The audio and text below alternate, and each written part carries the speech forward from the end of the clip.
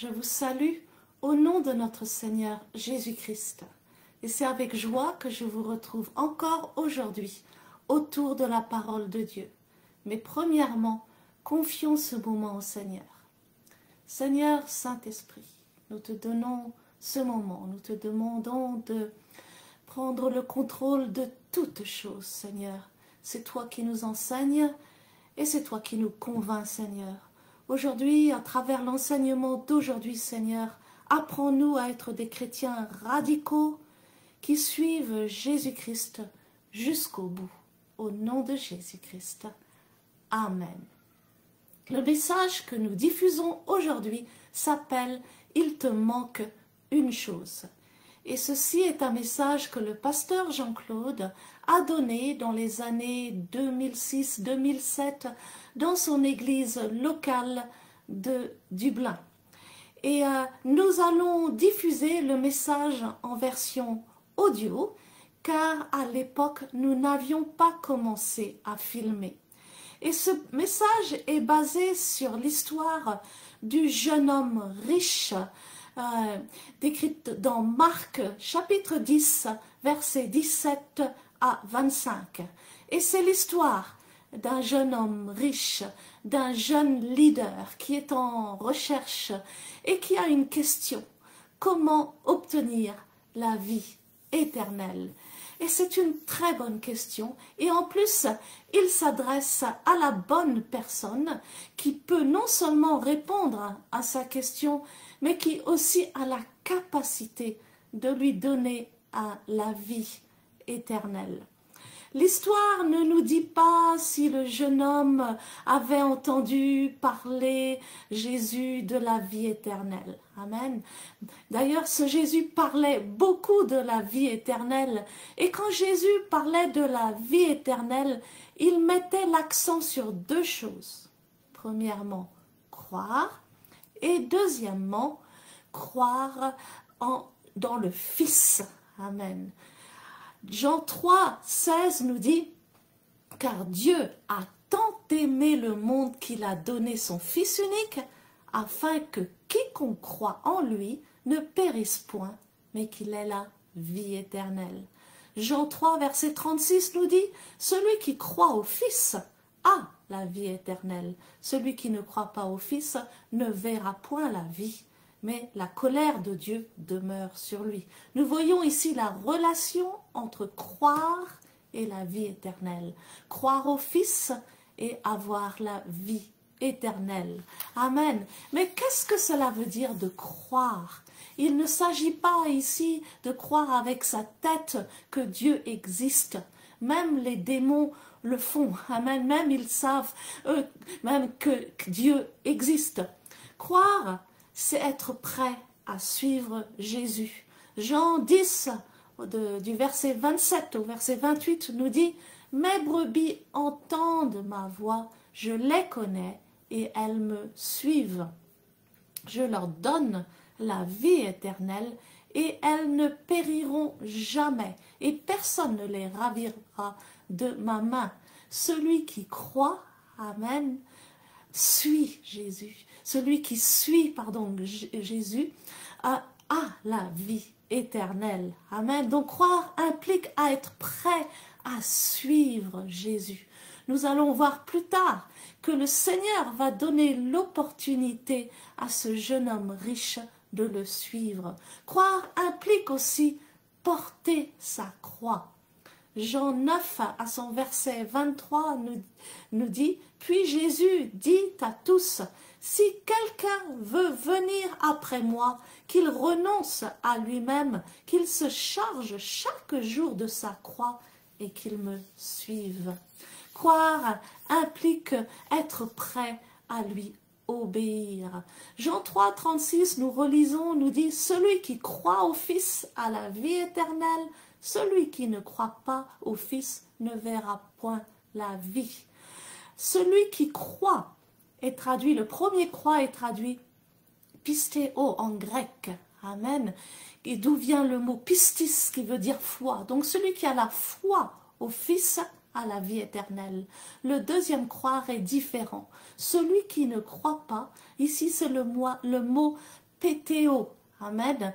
Et la négation ne croit pas apétéo.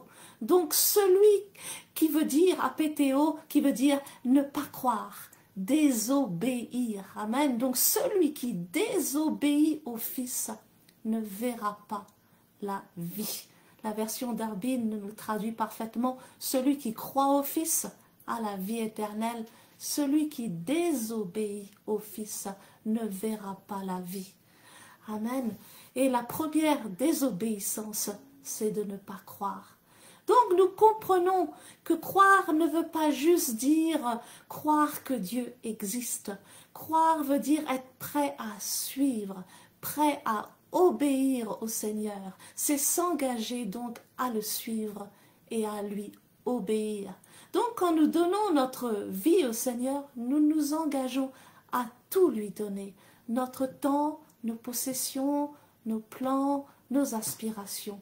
Nous lui disons: je meurs à moi-même, maintenant je t'appartiens et je m'engage à te suivre et à porter ma croix. C'est-à-dire, je suis prêt à souffrir pour toi s'il le faut. Et c'est ce que Jésus demande au jeune homme riche. Je ne vais pas rentrer dans tous les détails de l'enseignement d'aujourd'hui, car l'enseignement est très pédagogique et très riche. Mais je vais juste mettre l'accent sur certains points. Le pasteur va relever que quand le jeune homme riche va lui demander « Que dois-je faire pour hériter la vie éternelle ?», Jésus ne va pas répondre directement. Et le pasteur Jean-Claude nous explique que quand Jésus ne répond pas directement à une question, c'est qu'il est lui-même la réponse à la question. Donc, en réponse à la question « Bon maître, que dois-je faire pour hériter la vie éternelle ?» Jésus va dire « Pourquoi m'appelles-tu bon maître ?» Amen. Dieu seul est bon. Amen. Indirectement, il lui dit « Es-tu en train de m'appeler Dieu ?» Celui qui donne la vie éternelle. Mais le jeune homme n'a pas compris. Amen. Alors, Jésus va citer la loi.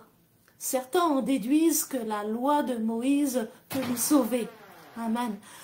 Alors, en fait, c'est le contraire. Amen. En fait, c'est le contraire. Jésus va mettre en évidence que même si le jeune homme pouvait respecter la deuxième partie des 10 commandements, il ne pouvait même pas respecter le premier commandement qui dit « Tu n'auras aucun autre Dieu devant ma face. » Or, la parole nous dit dans Jacques 2, verset 10, « Car quiconque observe toute la loi, mais pêche contre un seul commandement, devient coupable de tous. » Pour être sauvé, il faut alors respecter tous les commandements si l'on décide de suivre la loi. Jésus lui dit, il te manque une chose. Va, vends tout ce que tu as, donne-le aux pauvres et tu auras un trésor dans le ciel. Puis viens et suis-moi. Mais malheureusement, le jeune homme riche ne peut pas se séparer de son argent, car son argent est son Dieu et il s'en va tout triste. Et c'est probablement l'histoire la plus triste du Nouveau Testament, car le jeune homme était si proche d'entrer dans le royaume de Dieu. Et remarquez que Jésus n'a pas couru après lui, ne lui a pas dit « ce n'est pas grave, voilà, on peut faire des compromis, on peut faire des exceptions ». Non, il ne lui a pas dit ça.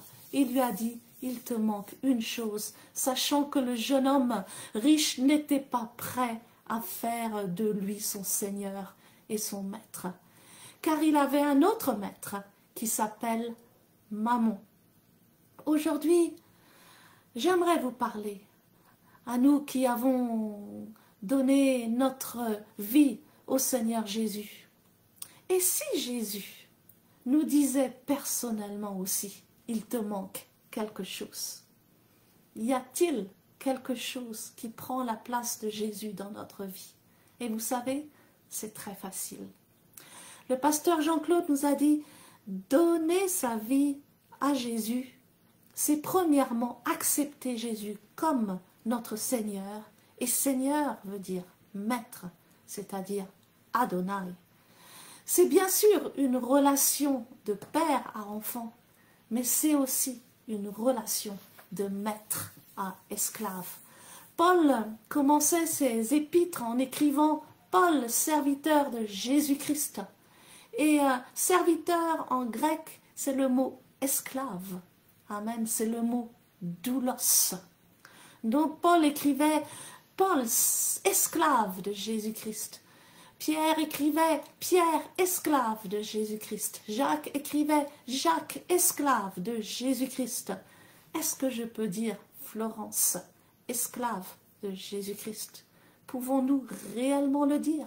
Sommes-nous prêts à tout abandonner? Amen. Et le pasteur Jean-Claude répond pour nous, répond à notre place. Et il dit « Non, parce que tu fais ce que tu veux. Si tu t'engages à suivre Jésus-Christ, tu dois être prêt à tout abandonner. Si tu ne peux pas tout abandonner, tu dois revoir ton christianisme. » Nous allons terminer par une prière. Amen. Et je vous encourage à répéter après moi. Une prière pour nous engager à suivre et à obéir à Jésus-Christ comme à notre Maître. Si vous avez déjà donné votre vie au Seigneur Jésus, je vous invite à renouveler vos vœux. Si vous n'avez pas encore donné votre vie à Jésus-Christ, sachez que Dieu est un bon Père et un bon Maître et qu'il ne vous laissera jamais seul. Dès que nous donnons notre vie au Seigneur, son Saint-Esprit vient habiter en nous et lui-même nous donne la capacité et le courage d'obéir au Seigneur. Notre part, c'est juste de nous soumettre à lui. Il pourra y avoir des moments où il vous demandera de faire des choses qui vous semblent très difficiles, où il vous conduira par des chemins très étroits que vous n'aurez pas choisis. Mais à la fin, ce sera pour votre bien et vous hériterez la vie éternelle. Prions. Seigneur Jésus, je reconnais que j'ai péché. Je reconnais que je ne t'ai pas toujours obéi. Je reconnais que j'ai souvent suivi mes propres désirs et que je ne t'ai pas toujours honoré. Merci, parce que tu es mort à la croix pour mes péchés. Pardonne-moi, Seigneur, et donne-moi un nouveau départ. Je t'accepte comme mon sauveur et mon maître. Je m'engage à porter ma croix et à te suivre et à t'obéir en toutes choses. Saint-Esprit, sois mon aide. Aide-moi quand je suis faible. Aide-moi à faire la volonté de Dieu et non ma volonté. Je te remercie, Seigneur, pour le don de la vie éternelle. Sois mon berger, au nom de Jésus-Christ. Amen. Que le Seigneur vous bénisse abondamment.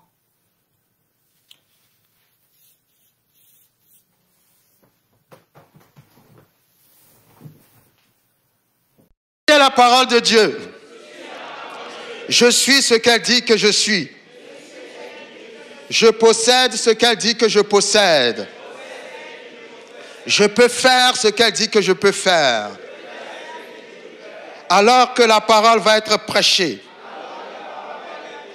mon cœur est ouvert.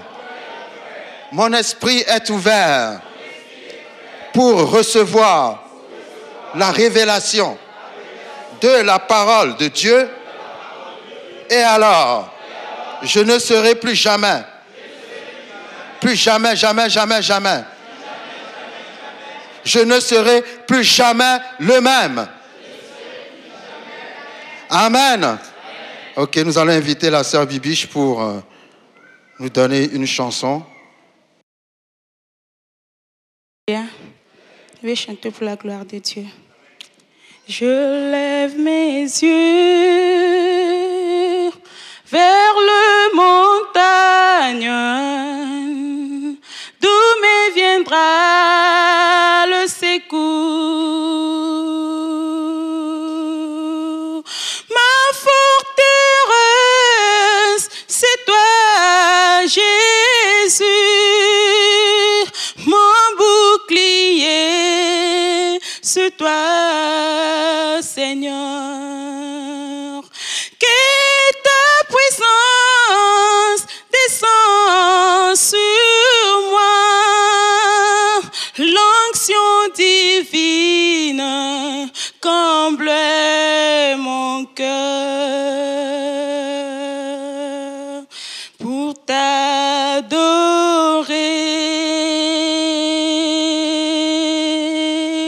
pour t'adorer,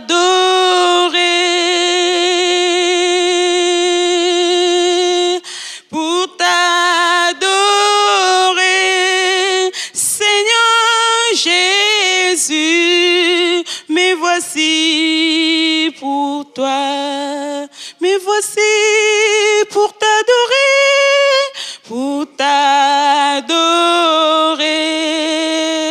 avec ma voix, Seigneur, pour t'adorer, Seigneur, pour t'adorer, Seigneur Jésus, me voici pour toi. Oh Jésus, rejetant de David, l'agneau immolé, lion de Juda, le toile du matin, reçoit la puissance, la louange, la sagesse, l'honneur et la gloire. Oh Jésus, oh, oh, oh, oh. Alléluia. Oh, oh, oh, oh, oh. Merci Seigneur pour t'adorer,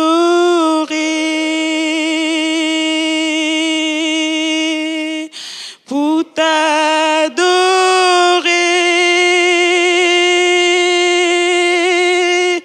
pour t'adorer,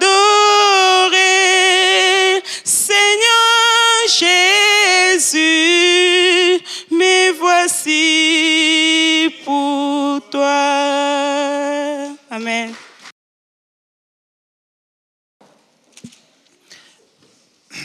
La Bible nous parle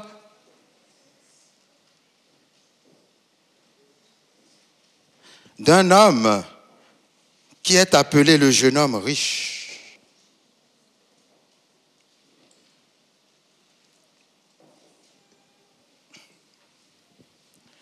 Alors je lis ce texte, Marc chapitre 10, à partir du verset 17. Comme Jésus était en chemin, un homme accourut et, se jetant à genoux devant lui,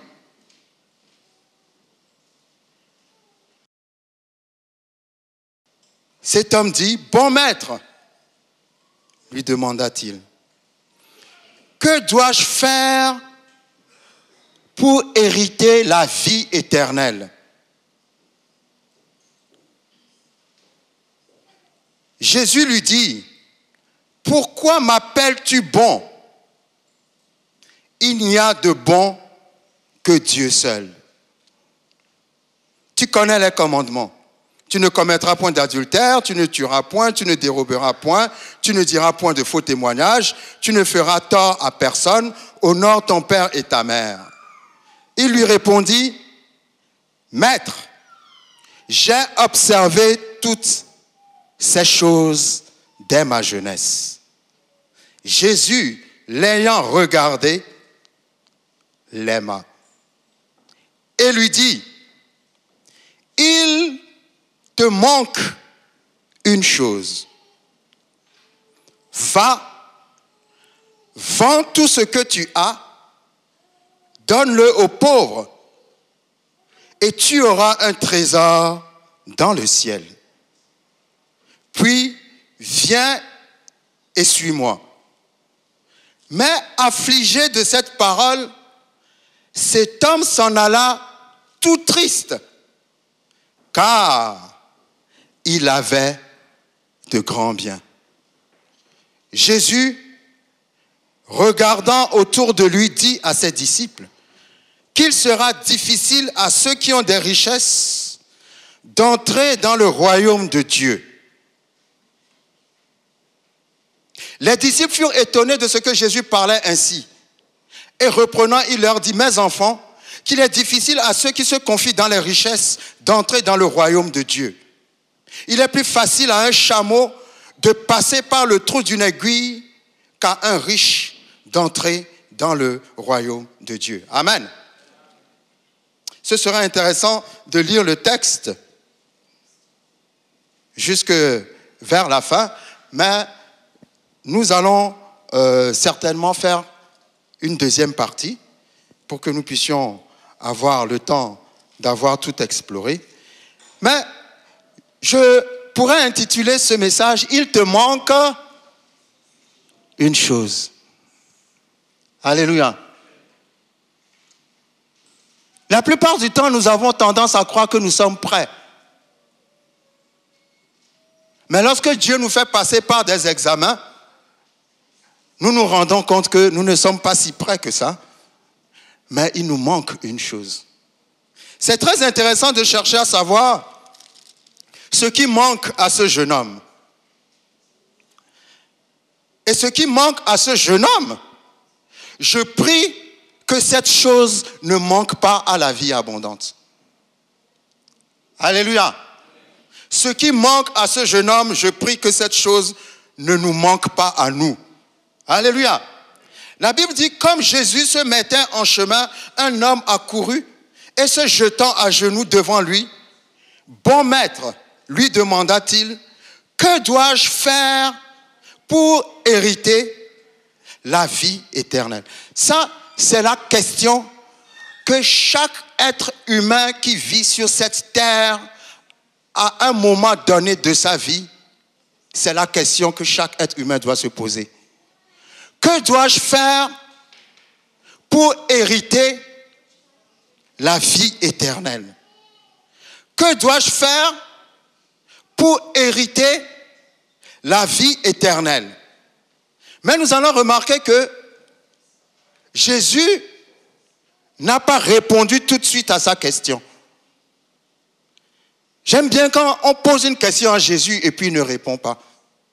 Alléluia. Lorsque Jésus est passé devant Ponce Pilate, il a dit à Ponce Pilate, « Je suis venu en ce monde pour rendre témoignage à la vérité. » Et Ponce Pilate lui a dit, « Qu'est-ce que la vérité ?» Mais Jésus ne lui a pas répondu. La plupart du temps, quand Jésus ne répond pas, ça veut dire qu'il est la réponse à ta question. Qu'est-ce que la vérité?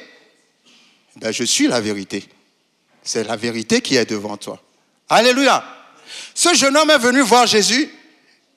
Il a dit à Jésus, que faut-il faire pour hériter la vie éternelle? Mais Jésus n'a pas répondu à sa question. Jésus lui a demandé, pourquoi m'appelles-tu bon? Parce que quand il est arrivé à Jésus, il a appelé Jésus bon maître.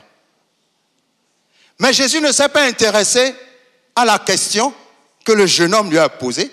Jésus s'est intéressé à la façon dont le jeune homme l'a appelé. Alléluia. Est-ce que vous me suivez bien? Vous savez, parfois, nous aimons citer les noms de Dieu, Jéhovah Jireh, Jéhovah Rapha, Jéhovah Tidkenu, Jéhovah Shammah, mais nous ne connaissons pas vraiment la signification de ces noms-là. Alléluia.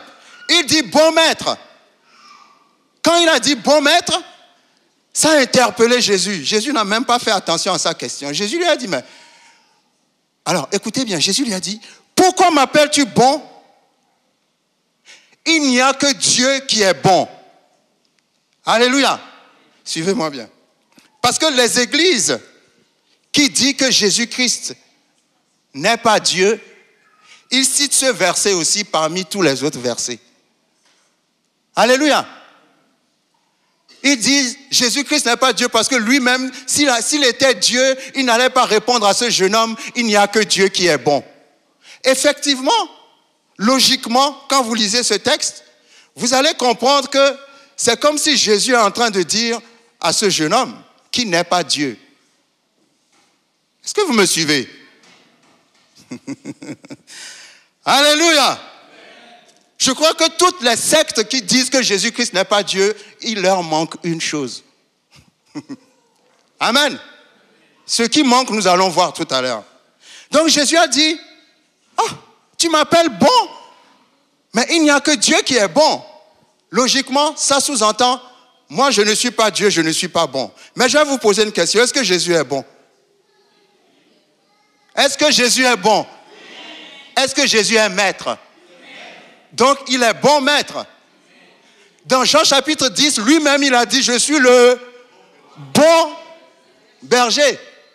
Et dans Jean chapitre 3, lorsque Nicodème est venu vers Jésus, il l'a appelé comment? Rabbi. D'autres l'appellent Rabouni, qui signifie quoi? Maître. Donc, Jésus sait qu'il est bon et qu'il est maître. Puisque quand on l'appelait bon, il ne disait rien. Lui-même, il a dit, je suis le bon berger. Et quand on l'appelait Rabbi, maître, il ne disait pas, il acceptait tout ça. Alors pourquoi maintenant, quand le jeune homme l'appelle bon maître, il a posé la question au jeune homme en disant, mais il n'y a que Dieu qui est bon. Je ne sais pas si vous me suivez. Alléluia. Maintenant, essayons de réfléchir sur la question que le jeune homme lui a posée.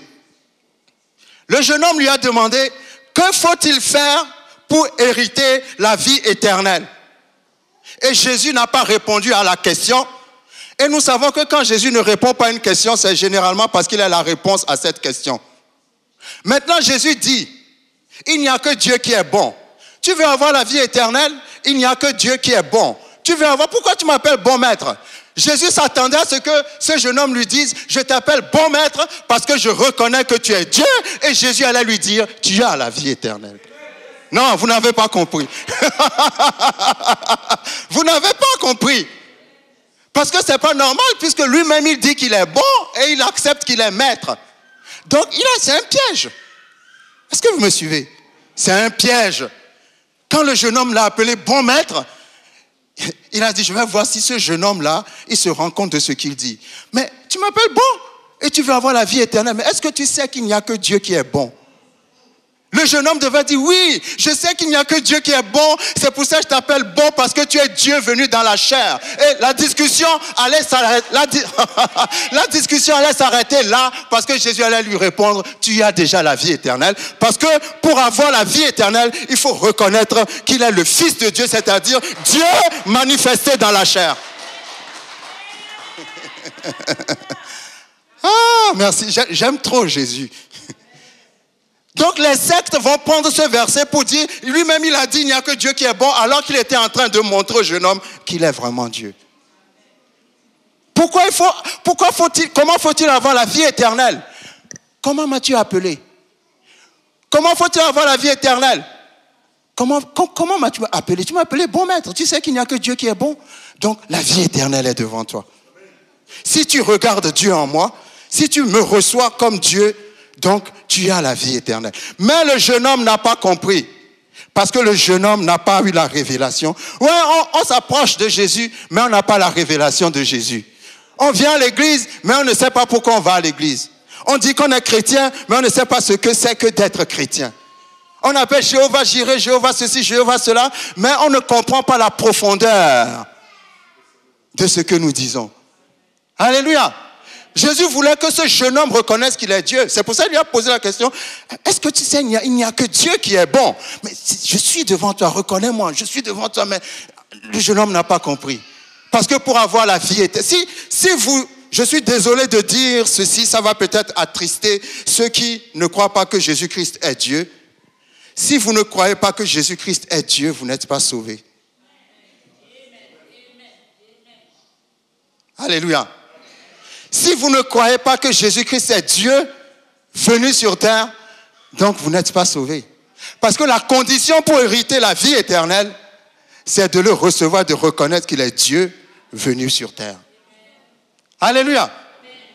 Donc, Jésus-Christ, je peux appeler ça l'examen de la révélation. Jésus-Christ a fait un examen pour voir si ce jeune homme a la révélation de qui il est, et il a échoué. Alléluia. Parce qu'il n'a pas compris.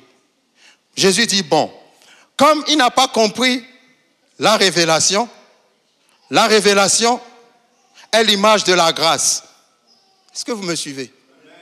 Comme il n'a pas eu l'image de la grâce, il n'a pas eu la révélation de la grâce, il n'a pas eu la révélation que je suis Dieu devant lui et que c'est de moi qu'il a besoin pour avoir la vie éternelle. Maintenant, je vais lui poser encore un autre examen pour voir s'il va réussir. Je vais laisser la grâce et je vais tomber dans la loi. Non, vous n'avez pas compris. Jésus s'est dit non, je vais laisser la grâce et maintenant je vais aller dans la loi. Comme il a échoué dans la grâce, peut-être qu'il va se rattraper dans la loi. Maintenant, il lui dit, tu connais les commandements. Amen. Il n'a pas pu avoir la révélation, donc Jésus voulait savoir s'il peut se retrouver dans les commandements, dans la loi. Et Jésus lui dit, tu connais la loi. Tu connais les commandements. Et Jésus a commencé à lui citer les commandements. Exode, quand vous lisez Exode chapitre 20, dans Exode chapitre 20 se trouvent les 10 commandements. Les 10 commandements sont divisés en 2 parties. La première partie, c'est ta responsabilité vis-à-vis de Dieu. Parce que le premier commandement dit, tu n'auras pas d'autre Dieu devant ma face.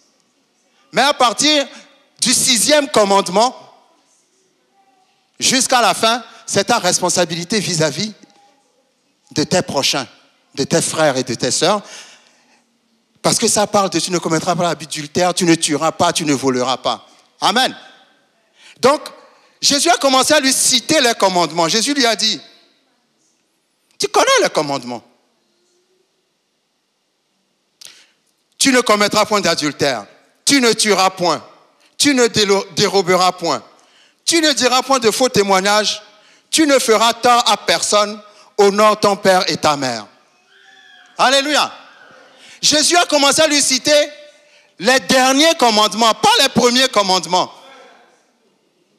Si vous lisez Exode chapitre 20, vous allez voir que tout ce que Jésus lui a cité comme commandement, ce sont les derniers commandements des 10 commandements, pas les premiers commandements. Et quand il lui a cité les derniers commandements, le jeune homme a dit, ah, tout ça là, je l'ai fait déjà. Et la Bible dit, Jésus s'est regardé, s'est retourné, l'a regardé, et la Bible dit que Jésus l'a aimé. Alléluia. Maintenant, allons dans Exode chapitre 20, pour que nous puissions bien comprendre. Allons dans Exode chapitre 20. Exode chapitre 20. C'est là où se trouvent les 10 commandements. Exode chapitre 20.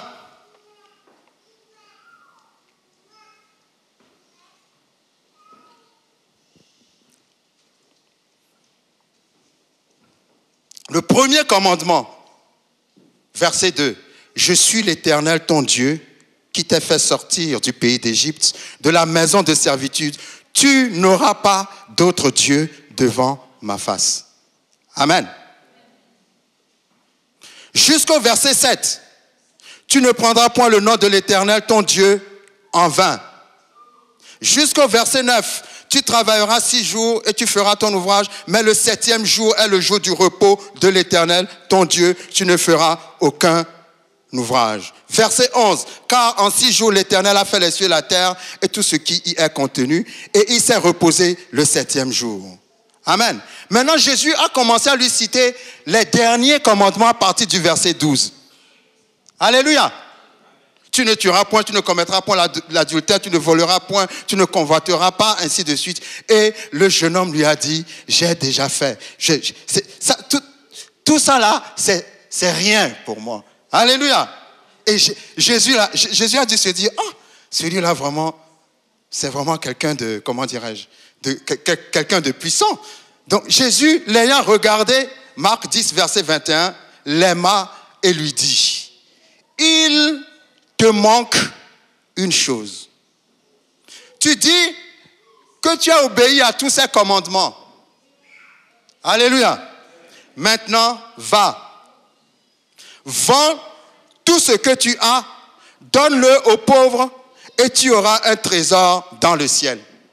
Puis, viens et suis-moi. Jésus voulait faire de ce jeune homme un apôtre.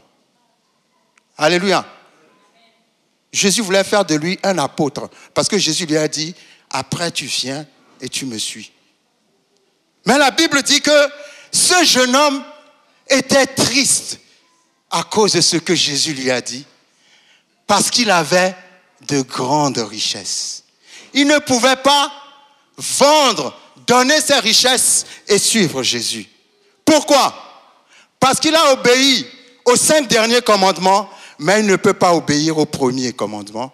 Et le premier commandement dit, tu n'auras pas d'autre Dieu devant ma face. Et s'il ne peut pas se débarrasser de ses richesses, c'est parce que ses richesses sont devenues son Dieu. Alléluia. Jusqu'à quand tu diras que tu aimes Dieu? Dieu ne veut pas que tu l'aimes dans la bouche. Dieu dit, tu m'aimes? Alors va vendre tout ce que tu as et puis suis-moi. Tu ne dois pas avoir de problème pour suivre Jésus. C'est lui qui a tout créé. Soyons sérieux. C'est mieux de posséder le Créateur que la créature. Mais il y a des gens, ils ont tellement peur de lâcher la créature pour suivre le Créateur. Mais aussi longtemps que tu es avec le Créateur, tu ne manqueras pas de créature parce qu'il lui suffit de parler et tout ce dont tu as besoin, tu vas le recevoir. Mais ses richesses étaient devenues son Dieu. Et il a raté une deuxième fois. Jésus a voulu le sauver par la grâce, il a raté. Et Jésus a voulu le sauver par la loi, il a encore raté. Mais ce que nous voyons par ici, c'est que si vous voulez être sauvé, vous ne pouvez pas l'être par la loi. Parce que si vous devez être sauvé par la loi, ça veut dire que vous devez respecter tous les commandements qui sont dans la Bible. Et personne n'est sauvé par la loi, mais tu es sauvé si tu arrives à reconnaître qu'il est le Fils de Dieu, Dieu manifesté dans la chair, venu sur la terre pour te sauver. Il te manque une chose. Tu n'es pas capable de vendre tes richesses. Mais il te manque surtout une chose, c'est que tu n'as pas la révélation du Seigneur. Parce que si tu avais la révélation du Seigneur, tu comprendrais que les richesses ne sont pas plus grandes que le Seigneur. Alléluia. Mais nous allons développer ce message prochainement. Et vous allez voir que même s'il avait donné toutes ses richesses, Jésus a dit, celui qui a quitté ses parents, qui a fait des sacrifices pour mon nom, qui a laissé sa maison, il retrouvera toutes ces choses au centuple, pas dans la vie prochaine, mais dans cette vie. Donc ce jeune homme avait un problème. Si Jésus est le Créateur, pourquoi tu t'attaches à la créature? Si tu t'attaches au Créateur, tu ne seras jamais dans le manque. Alors je me suis dit, faisons attention à notre marche de foi, parce qu'il y aura un moment où Dieu va te demander tout ce que tu as. Je répète. Je dis, tout le monde est content, on est chrétien. Mais un jour va venir, Dieu va te demander tout ce que tu as. Pour avoir la vie éternelle, il ne s'agit pas tout simplement de dire oui, je t'aime Seigneur, je t'aime Seigneur. Pour avoir la vie éternelle, il faut être soumis au Seigneur à un point tel que tu peux même tout abandonner pour lui. Alléluia. Là, ça nous permet de voir, d'évaluer un peu notre comment dirais-je, notre marche, notre intégrité avec le Seigneur. Alléluia. Est-ce que tu sais que si le Seigneur te demande, m'aimes-tu? Tu dis oui, je t'aime. Il va te dire, bon, abandonne tout pour moi. Est-ce que tu vas tout abandonner pour lui? Cela m'a fait penser à Abraham. Dieu lui a dit, donne-moi Isaac.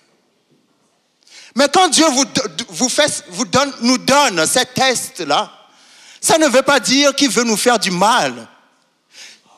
C'est juste pour voir si tu as vraiment confiance en lui. Parce que quand Abraham a sacrifié Isaac, Isaac n'est pas mort. Est-ce que Isaac est mort?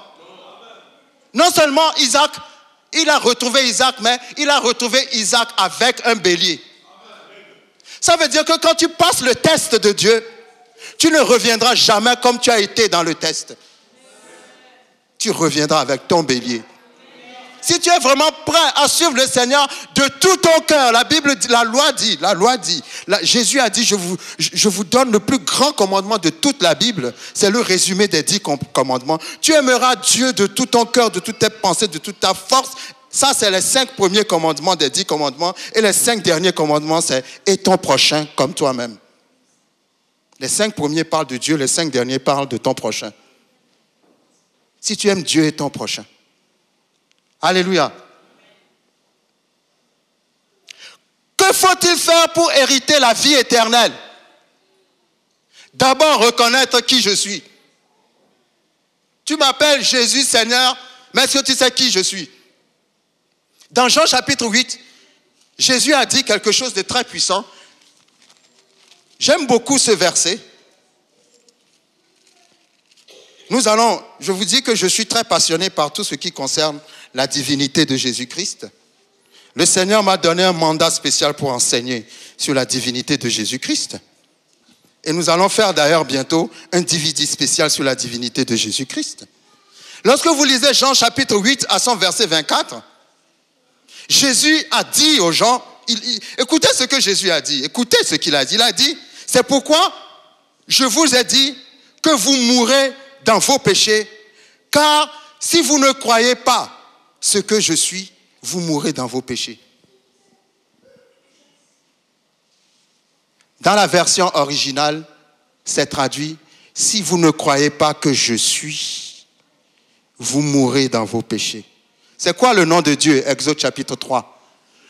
Quand Moïse a dit à Dieu, s'il me demande qui m'envoie, que leur dirai-je? Dieu lui a dit, je suis. Mais la version originale ne dit pas je suis celui qui suis. Ça, c'est la traduction. La version originale dit je suis qui je suis. Ça veut dire en même temps Dieu donne son nom, mais en même temps il met un mystère dans son nom. Quand tu dis à quelqu'un comment tu t'appelles, la personne te dit je suis qui je suis. Tu sais qu'il est qui il est, mais en même temps tu ne sais pas qui il est. Est-ce que vous me suivez? Donc Dieu a donné un nom qui explique qui il est, mais qui a aussi une partie mystérieuse que seul le Saint-Esprit peut expliquer. Je suis qui je suis. Alléluia. Je suis l'inexplicable. Celui qui n'a pas de commencement, qui n'a pas de fin. Celui qui dépasse ton entendement. Je suis qui je suis. Pas je suis celui qui suis. D'ailleurs, dans la syntaxe de la langue française, je suis celui qui suis. C'est une erreur, ça ne sonne pas bien. Je suis celui qui est, oui, mais pas je suis celui qui suis. C'est parce que ça a été mal traduit. Non, la version originale en hébreu, ayez, asher, ayez. Il n'y a pas de conjonction ce que en hébreu. Je suis qui je suis.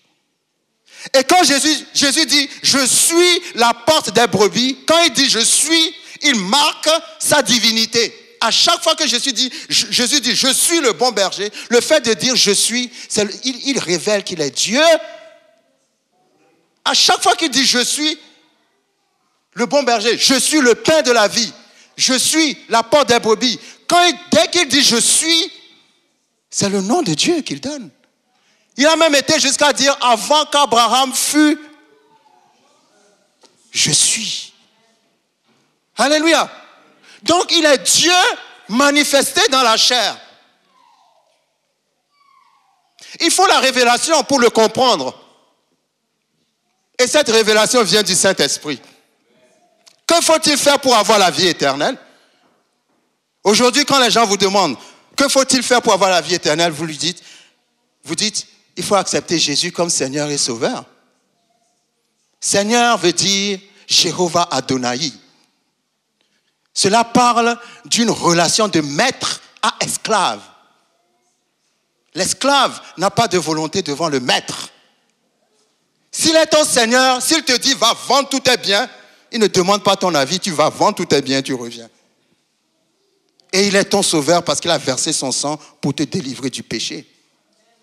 Il n'est pas seulement ton sauveur, il est ton Seigneur. Maintenant qu'il t'a sauvé, il veut avoir une relation de maître à esclave avec toi. Alléluia. Pas une relation de maître à je ne sais pas quoi. Non, de maître à esclave. L'esclave ne dit pas au maître ce qu'il faut faire. Il est là pour faire ce que le maître lui dit. C'est ça, Jéhovah Adonai. Amen. Maintenant que nous sommes dans le Seigneur, est-ce que tu es l'esclave du Seigneur? Non, tu n'es pas l'esclave du Seigneur. Parce que tu fais ce que tu veux. Alléluia. Est-ce que tu es prêt qui est prêt à tout donner pour le Seigneur là? Ne lève pas la main. Ah, ils ont tous levé la main. Alléluia. Si le Seigneur dit, tu rentres à la maison, tu vends tout, tu quittes tout et tu me suis. Est-ce que tu vas vraiment le faire? Tous ceux qui disent Amen là, réfléchissez avant de dire Amen. Hein? Parce que nous prêchons une parole qui est vivante et qui va vous tester. Souvenez-vous. Alléluia. Parce que Dieu est vivant. Hein? Et Dieu est un Dieu qui teste les gens. Vous avez vu le test de Job? Satan est parti voir Dieu. Il a dit à Dieu, Job, il t'adore parce que tu lui as donné trop de richesses. Prends-lui tout ce que tu lui as donné, tu vas voir qu'il va te maudire en face. Quand je pense à Job, je pense toujours à la façon dont Dieu est fier de nous. Et Dieu a confiance en nous. Parce que Dieu a dit à Satan, même si tu lui prends tout, il m'adorera toujours. Parfois, quand tu passes par des situations difficiles, tu ne sais pas ce que Dieu a dit sur toi. Non, vous n'avez pas compris. Quand tu passes par des situations difficiles, tu ne sais pas ce que Dieu a dit sur toi à Satan. Et voilà que toi qui es dans les situations difficiles, tu déçois Dieu. Et Dieu dit, je croyais qu'il m'aimait vraiment. Dieu a dit à Job, prends tout sauf sa vie. Mais tu verras qu'il m'adorera toujours. Quand Satan, en une seule journée, Job a perdu ses enfants, ses propriétés, ses richesses, tout. Et il avait attrapé en plus une maladie de la peau. En une seule journée. Quand sa femme a vu son état, sa femme a dit, maudit Dieu et meurt. J'espère qu'il n'y aura pas de femme comme ça, la vie abondante. Mais je ne critique pas sa femme. Ce qui est arrivé à Job était tellement grand qu'elle a dû dire non, Dieu n'existe pas. Il y a des choses qui vous arrivent, parfois vous vous dites Dieu n'existe pas. Et pourtant Dieu existe. Job a dit je ne maudirai pas Dieu. Dis à ton voisin je ne maudirai pas Dieu. Alléluia. À la fin de son histoire, la Bible dit que Dieu lui a donné le double de tout ce qu'il a perdu. Parce qu'il a passé le test. Mais le jeune homme riche n'a pas passé le test à cause de l'argent. Il adorait l'argent, il aimait tellement l'argent qu'il ne peut pas abandonner l'argent pour suivre Dieu. Mais quand on suit Dieu, il faut être prêt à tout abandonner. Il y a un missionnaire qui a été trouvé Benny Hinn. Il a dit à Benny Hinn, Dieu m'appelle pour aller faire son ministère en Amérique du Sud. Et je sais pendant que je vais aller là-bas que je vais mourir. Et Benny Hinn lui a dit, tu sais que tu vas mourir si tu vas là-bas? Il dit oui. Et Benny lui dit, mais tu y vas quand même? Il dit oui. Et quand il a été là-bas, il a évangélisé. À un moment donné, on l'a assassiné. Et sa femme et ses enfants ont été recueillis par le ministère de Benny Hinn. Est-ce que si Dieu te demande d'aller faire quelque chose et tu sais que tu vas y laisser ta vie, est-ce que tu le feras? Vous savez, on s'amuse trop. Hein? On s'amuse trop avec le Seigneur. Alléluia. Et le Seigneur va te prendre au mot. Amen. Tu dis que tu m'aimes. Ok, on va voir si tu m'aimes. es-tu prêt à passer le test? Es-tu prêt à passer le test? Quand nous venons à l'église, des fois, il faut qu'on nous dise pardon pour que nous venions à l'église. Pour venir prier, même parfois, il faut qu'on nous dise pardon aussi. Quand on vient, on dit, ah, mais moi, je suis un grand prophète, je suis ceci, je suis cela. Tout ça, là, d'accord. Mais si on te dit de tout abandonner, c'est ça. Le problème, c'est tout abandonner. Si tu n'es pas prêt à tout abandonner, donc il faut revoir encore ton christianisme. Tu n'es pas au mauvais endroit, mais ça veut dire qu'il faut que tu travailles encore plus sur ta foi. Alléluia. Parce que ceux qui sont arrivés à vraiment connaître Dieu, rien ne leur fait peur. Je dis, ceux qui sont arrivés à connaître Dieu, rien ne leur fait peur. Seigneur, je te rends grâce pour ta parole. En tes mains, je remets chacun de tes enfants. Saint-Esprit, merci de ce que tu continues de nous enseigner sur ce passage dans le nom de Jésus-Christ. Amen. Que Dieu vous bénisse. Nous allons continuer la deuxième partie dimanche prochain parce qu'il est déjà 17h30. Nous allons prendre la dîme et les offrandes. Est-ce que la chorale peut monter?